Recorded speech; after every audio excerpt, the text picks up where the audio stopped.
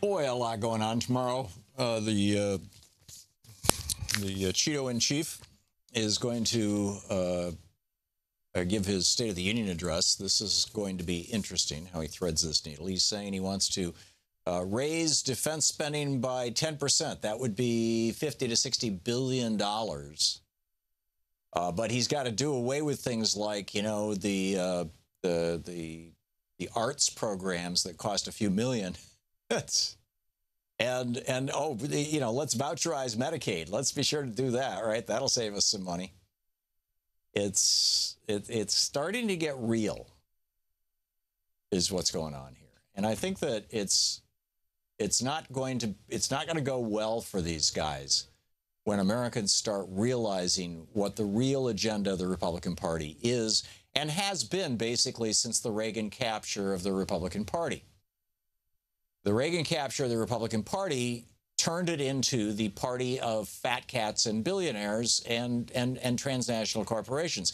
Now, it had been largely that since the 1880s, but this was like a complete cementing where, you know, prior to 1980, the Republicans used to be honest. You know, they used to say, no, we don't believe in Social Security. It's socialism. And socialism is not the principle upon which our government was founded, and it's not a standard that we should be using here in the United States. So let's do away with Social Security. That was an honest statement. You could disagree with it. I disagree with it. Well, I don't disagree that it's socialism. I think you could argue that it's a dimension of socialism. But I'm a fan of Social Security, right? I get it. Republicans aren't.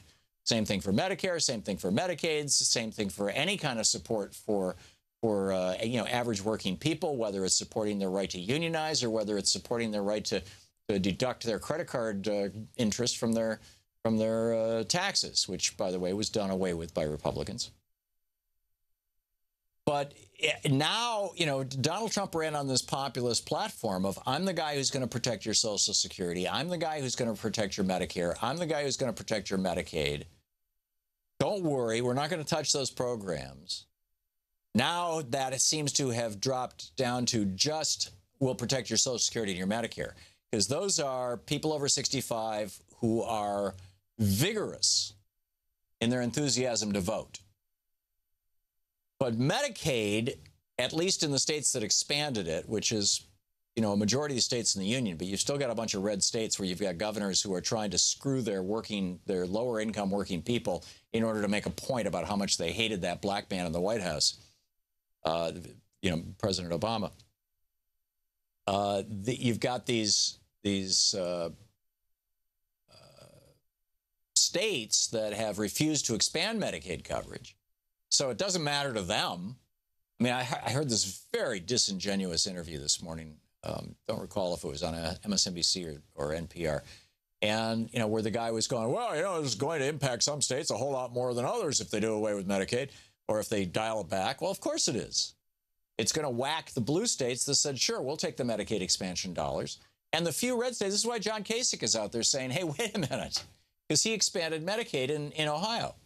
Now, he did it the way that Republicans do it. You run it through an insurance company so that your campaign donors can skim enough money off the top to run enough ads to keep you in office. I mean, this is a Republican catechism. But, you know, that's what's going on. You've got a couple of Republican states that had expanded Medicaid, albeit with a waiver so that they could bring their corporate buddies into the game.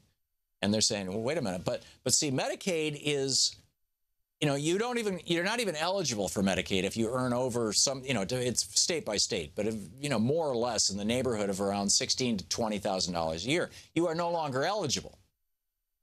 It's only if you make less than that.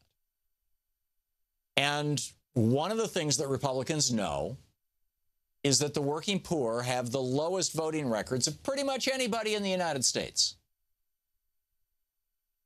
And the reason why is because they're the working poor. They're working 60 hours a week, 70 hours a week. Literally every hour that they work, or literally every hour that they don't work, is a decrease in their paycheck. So they're much less likely to take time off from working on a weekday that is not a holiday. On, you know, the first Tuesday in November, they're not going to do that. They can't afford to. So if you screw them, if you say, you know, we're gonna stick it to the people who are on Medicaid, there's not much blowback in the polls. And Republicans have known this forever. It's why they are constantly trying to turn programs that benefit everybody, like Social Security and Medicare, into means-tested programs. In other words, they only benefit people who make under a certain amount of money. Once you turn those programs into what is essentially perceived by middle-class America as welfare programs, they're a hell of a lot easier to kill. And that's what's going to be happening. Meanwhile, Republican lawmakers, this in today's Washington Post, Chris Ingram wrote this. Actually, it was Friday's Washington Post. Chris Ingraham. The headline pretty much says it all. Republican lawmakers introduce bills to curb protesting in at least 18 states. So some are, Chris Ingraham writes, some are introducing bills because they say they're necessary to counter the actions of paid professional protesters. Right. What happened when the Tea Party was doing this? I mean, you go back and you look at the Tea Party. It was started back in the 90s originally by the tobacco lobby, the tobacco industry. Didn't work out so well. Then in 2002, it got picked up as the U.S. Tea Party, and is registered. USTeaparty.com is registered to FreedomWorks. This was in 2002.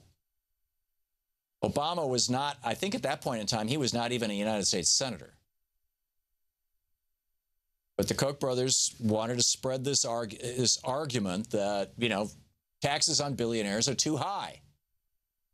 Regulation of polluting industries like Koch Industries and Georgia Pacific and all the other companies that those regulations are too stiff. Yeah, you know, combined, Charles and David Koch are probably the richest person in the world, but they can't make enough money. So this from Brendan DeMell, writing over the Huffington Post back on April 13th, 2013. I mean, we kind of have to step into the Wayback Machine. The two main organizers identified in the UCSF quarterback study. This was a study on, you know, where did the Tea Party come from? It was funded by the National Cancer Institute or the National Institutes of Health. So this was funded by your government money. The study, quote, traces the roots of the Tea Party's anti-tax movement back to the early 1980s when tobacco companies began to invest in third-party groups to fight excise taxes on cigarettes, as well as health studies finding a link between cancer and secondhand cigarette smoke. The two main organizations identified in this study are Americans for Prosperity and FreedomWorks. Now, these are both creatures of the Kochs. Both groups are now, quote, supporting the tobacco company's political agenda by mobilizing local Tea Party opposition to tobacco taxes and smoke-free laws. Keep in mind, this was the early 2000s. FreedomWorks and Americans for Prosperity were once a single organization called Citizens for a Sound Economy, CSE. CSE was founded in 1984 by the Koch brothers. In 2002, when they rolled out the U.S. Tea Party, it was a national event hosted continuously online, open to all Americans who feel our taxes are too high and the tax code is too complicated. Right. And then we go to the origins of the Tea Party. This is from a book called Poison Tea, How the Big Oil and Big Tobacco Invented the Tea Party and Captured the GOP. Rich Fink, who was Charles Koch's political advisor, said that basically what they needed was an extensive network. Well, here, over the years, Rich Fink, Charles Koch's political advisor, and his various Koch protégés have occasionally talked publicly about what it would be needed to take over one of the two national political parties from the outside and place libertarian free market principles at its center. It would take, number one, an extensive academic network to support it intellectually. Number two, policy networks in every state to draw on that intellectual underpinning from hundreds of American universities. Number three, a true political grassroots alliance that extended to all of those state capitals and worked closely with the academic and policy network. And number four, a propaganda arm that could bring tightly controlled messaging and narratives to the fore in the state networks in a way that looked like independent journalism. And surprise, surprise, they put it together. Back to Jeff Nesbitt's book, Poison Tea. According to, he writes, according to publicly available IRS records, the 5 essential pillars of just such a Tea Party movement network were all funded and in place by the spring of 2009. You had the Sam Adams Alliance to direct grassroots efforts. You had the Franklin Center for Government and Public Integrity to direct propaganda efforts in state capitals. You had the State Policy Network to coordinate funding and free market policies at state-based think tanks. You had hundreds of grants from the Koch foundations to American universities that were linked through SPN. And of course, CSE's successor, Americans for Prosperity, built to coordinate the effort nationally. The only thing missing from this link, in my opinion, is Fox so-called news. All of them, back to the book, all of them saw their budgets expand significantly as Obama ran for the White House and then took office, months or even a full year before the Tea Party movement erupted into public view. This explains why the Tea Party movement was able to mobilize, spread, and network so rapidly as if by magic.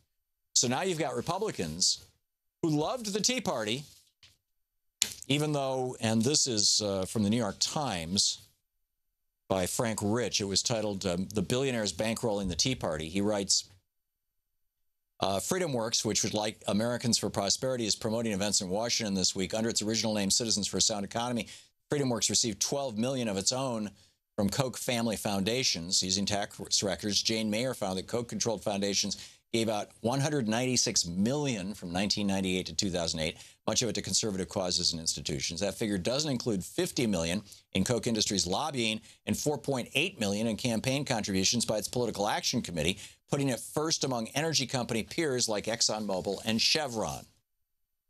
So they loved the AstroTurf, phony baloney Tea Party. But now you've got Republican lawmakers. Senator John Kavanaugh of Arizona says he wants to bring racketeering charges against some protesters. In Minnesota, sponsors of a bill saying, if you kill a protester with your car, they say the measures are necessary to protect public safety on the highways. Still other bills, this is Christopher Ingraham's piece in the Washington Post on Friday, still other bills in states like Oklahoma and South Dakota are intended to discourage protesting related to oil pipelines. Tell me this isn't becoming incredibly obvious what's going on here? It's bizarre. Keith Ellison lost to Tom Perez, the leadership of the DNC over the weekend. Tom Perez quickly reached out to Keith and brought him in as deputy chair. Keith Ellison, said, we don't have the luxury of being divided. This is the Thom Hartmann Program. I agree with Keith on that. We'll see where this goes. We'll talk about it a little more as the day goes on. We'll be back.